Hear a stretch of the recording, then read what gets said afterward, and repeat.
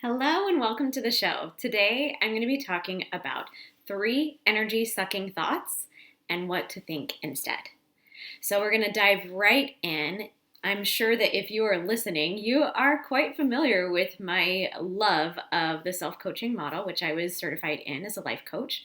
And because of that, I see the importance of thoughts and the things that you think. And if you are not familiar with this concept, you can go back to the podcast. In some of the early episodes, I have an episode that's called My Favorite Coaching Tool, the Model. So you can hear more in depth about each component of the model. But the piece that I really want to focus on today is that your thoughts about any situation is what creates your emotions. Now, your emotions, those sensations in your body, that is the fuel for how you're going to show up, what's going to happen in your life, what you're going to do, what you're not going to do.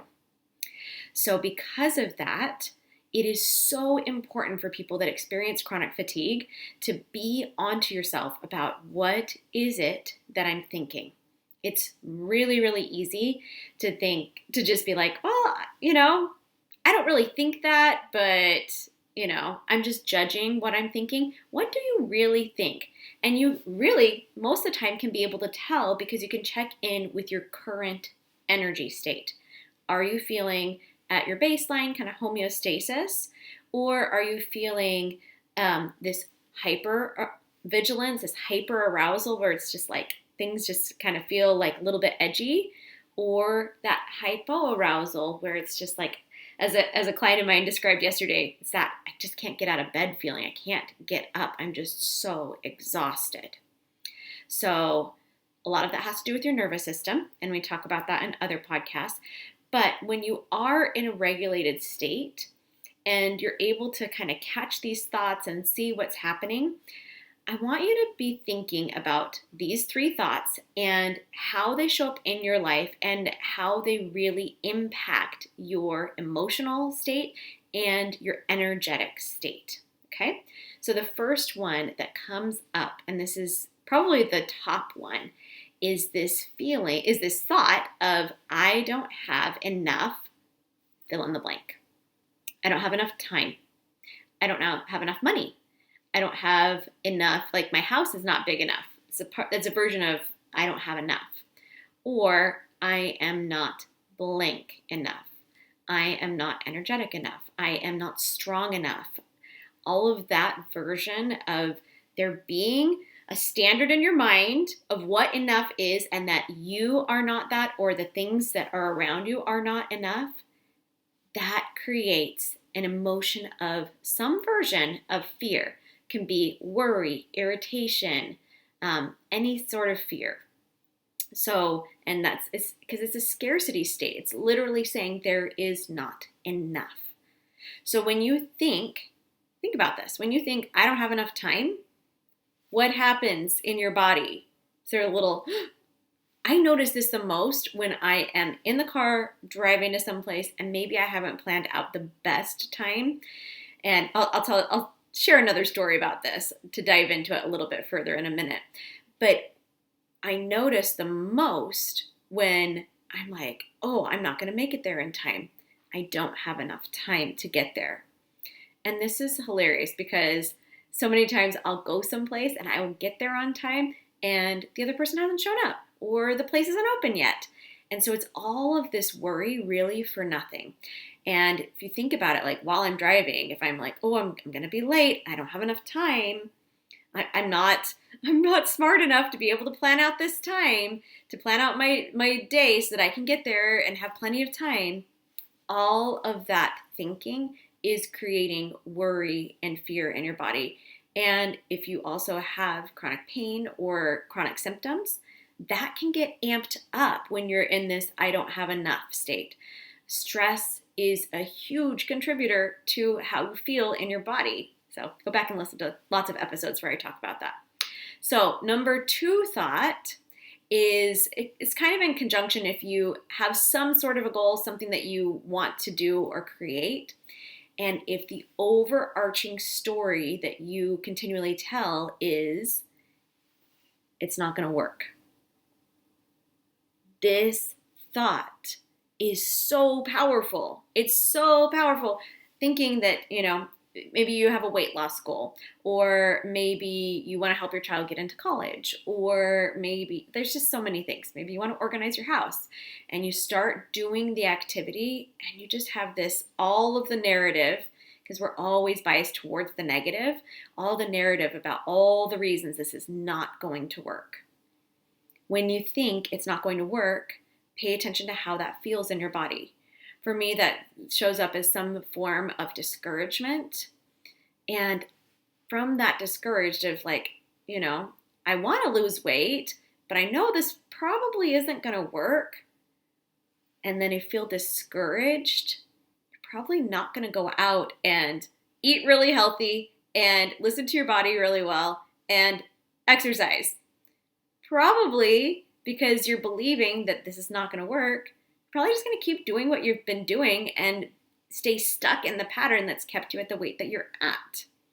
By the way, I'm all about body positivity. If you want to lose weight, awesome. If you don't, not a big deal. Your worth is not dependent on your weight. So, by the way, just a little side note. Okay, number 3. This one has to do with also having some sort of a goal, something that you just want to have in your life. And like I said, easy one for moms is I want to have an organized house. And so you go about trying to organize the house, watch what you're thinking. So it's kind of related to thought number 2, but number 3 is you start doing something and you realize that it maybe is a little bit harder than you had anticipated, or you didn't know all the obstacles that would come up. And then you tell yourself, well, I don't really want that anyway. When you think, I don't really want that anyway, when you kind of do want it, otherwise you wouldn't be doing it, it creates this feeling. And what emotion does that create for you? For me, it's I don't really want it, is this,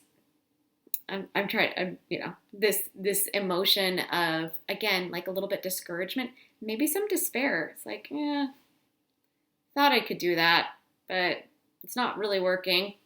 Number 2. So, I just don't really want it anyway. Watch your energy state. How does it feel when you think about the thing that you actually do want? I don't really want that anyway. Because we think that because you don't want to feel disappointed if it doesn't work. Because you're so worried about feeling that emotion. And you know me, I'm always going to tell you, let's feel all the emotions. Let's get really comfortable with them. Even the ones that don't feel as comfortable, the more that you allow them into your body, the more comfortable they actually become. They can become friends. Maybe not your best friend, but it's not that big of a deal. Okay, so going back, those 3 energy-sucking thoughts. I don't have enough, fill in the blank.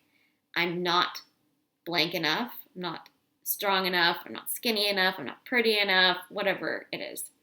Number 2 thought is, it's not going to work. And number 3 thought is, I don't really want whatever that is, blank, fill in the blank, anyway. Notice how your body responds to your thoughts. Notice the energy state that these thoughts create in your body. Notice when you are feeling chronic pain or any of your chronic symptoms, notice if some of these are the thoughts that are on the repeat dial for you.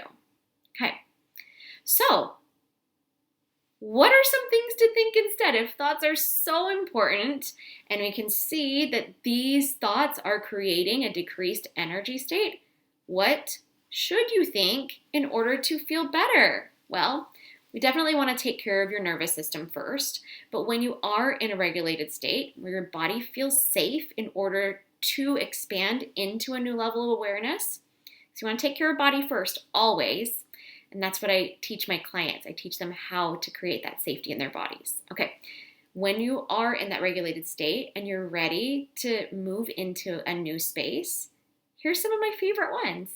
Okay, for number 1, it's I create, and then fill in the blank. So if you are going from, I don't have enough time, I don't have enough money, I don't have enough any of these things. It's just time and money are like the easiest ones. I don't have a clean enough house, whatever.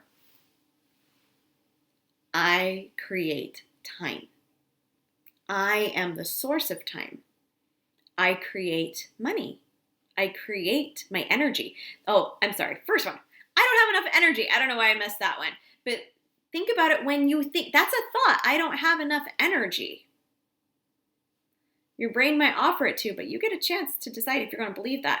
So the thought to think instead is, I create energy. I am the source of my energy. Okay, how is this true? You're like, what does that mean, I create that? Let me give you the example I was going to talk about earlier. So earlier this week, I was playing. I was out exercising with some friends, and I came back a little bit later than I usually do, and I realized that I wanted to go. I was going to meet a friend for lunch for her birthday, and I really wanted to make it a big deal and really surprise her because I wanted to. It sounded like fun. So I got home and it was 10:08, and I had to get in the shower, and I was like, hadn't done my hair, nothing, and I needed to be downtown by 11 a.m.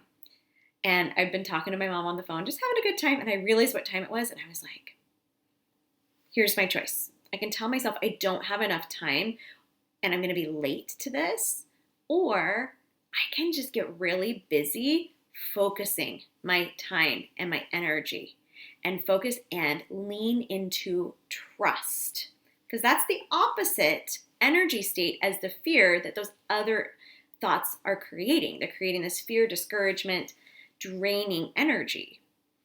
When you take responsibility for what you are creating in the world, some really cool stuff starts to happen. So I believe they talk about Einstein time in The Big Leap. I think that's where it is. I meant to look it up before this.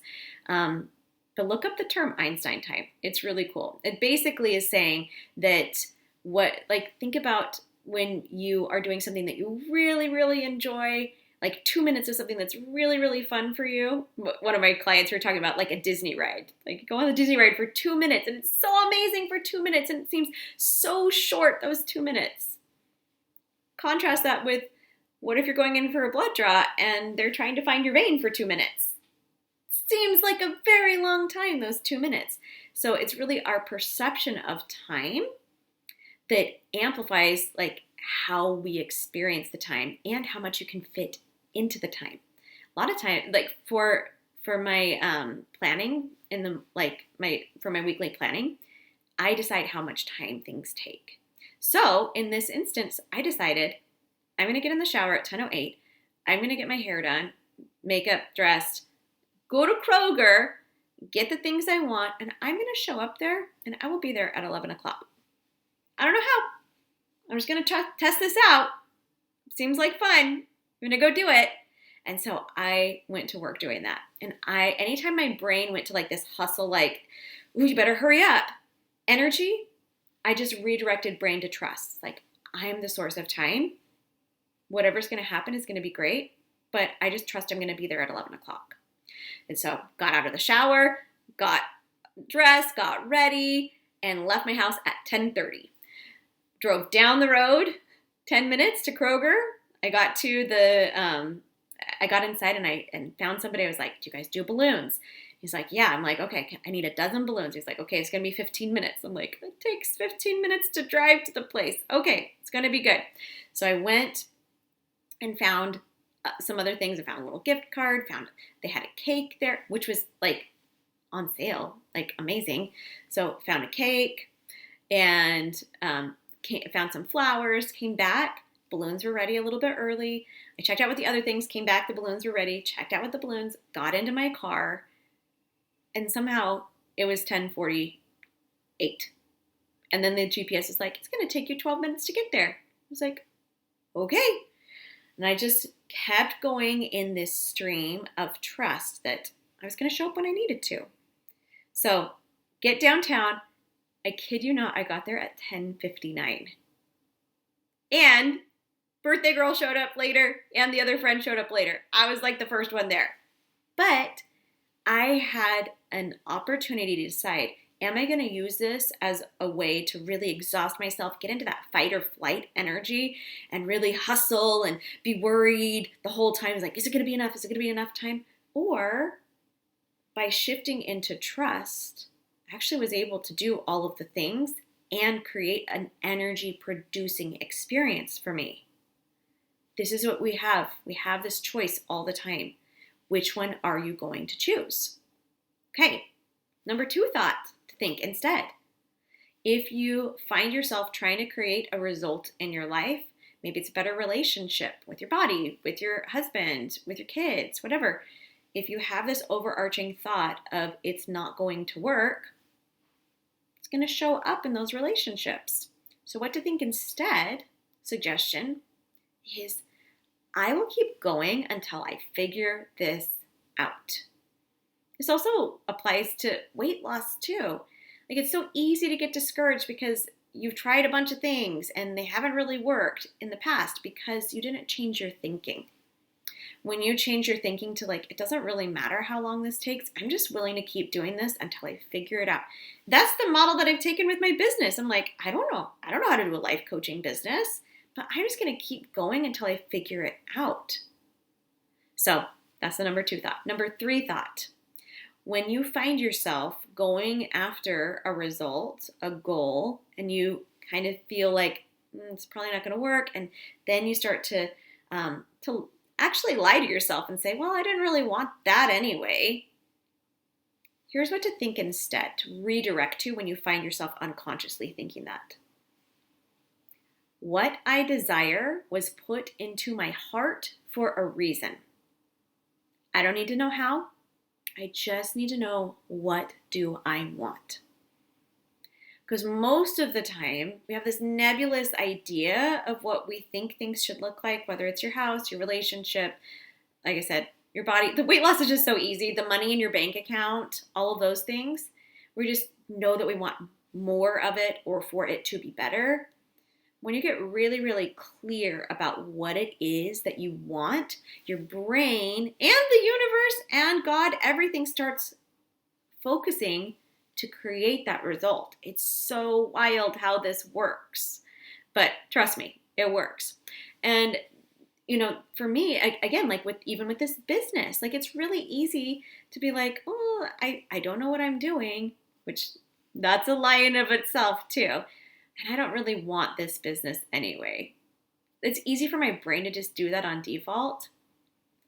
But I've had so many experiences that have led me to this path that I know for certainty that this desire to help other women with chronic conditions, because I'll tell you, so many people don't even want to touch chronic conditions because they're just like, oh, it's not my experience. I don't know what to tell you.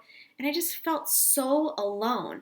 Like there was nobody that I could talk to about this that could provide me resources that were actually going to help me in my everyday life, and especially to get my energy back, because there were years where I would parent from the couch. I've talked about this, where I had no energy and I kept blaming it on things outside of myself, not knowing that really at the core of it was that I needed to heal the relationship with my body. And so I know what I want. So when my brain tries to trick me and say, it's okay, you don't really have to keep doing this anyway, it's not going to work, and you don't really want this anyway, I'm on to myself, because I know that, like I said, this desire has been put into my heart and the pathway has been opened up. Not fully, that's any journey. Like when I was training for my triathlon last summer, and I'm going to do one again. Now that I've said it, it's happening. But when I was training for it, I was like, I don't know how I'm going to be able to do that, but I'm just going to keep taking the next step and the next step. And I don't need to know how. I just need to know what it is I want. And what I wanted was to run a triathlon pain-free. And my brain went to work collecting all of the resources for me to be able to have that result. So to summarize, if you want to be having this experiment between seeing really in real time what your body responds to, how your body responds to these thoughts, pay attention When you're in the fear and the scarcity, the fight or flight, freeze or fawn response, notice what it is that you're thinking that's creating fear in your body. And also know that it is a choice and available to you to be able to shift into a new energy producing state. When I think I create blank, I create time, I create energy, I am the source of time, I am the source of energy, that for me creates empowerment, that feeling of empowerment. When I think I will keep going until I figure this out, that creates the emotion of determination and grit, which are excellent ones in order to achieve a result. I want to be feeling those emotions, and they're motivating emotions that increase my energy state and help me to do the things that I actually want to do. So, and then number 3, when I believe what I desire was put into my heart for a reason, feel grounded and peace. I was talking to a client about this earlier today. I think a lot of times we think that peace just means you hold still and you don't do anything. But I think that it couldn't be further from the truth. When you truly find peace, that helps you to be able to take the aligned action towards the result that you want to create. And when you especially really believe this thought, I don't need to know how, I just need to know what I want, it helps you to tap into your desires and also to create that, like, what emotion does that create for you if you were to believe that? I just need to know what I want. For me, that creates this feeling of motivation, inspiration, desire. So be onto yourself about what energetic states are being created in your body and what is happening for you. And also, I would love to invite you. I am going to be holding a special workshop all about going from fatigue to on fire. You can register for it in the link below.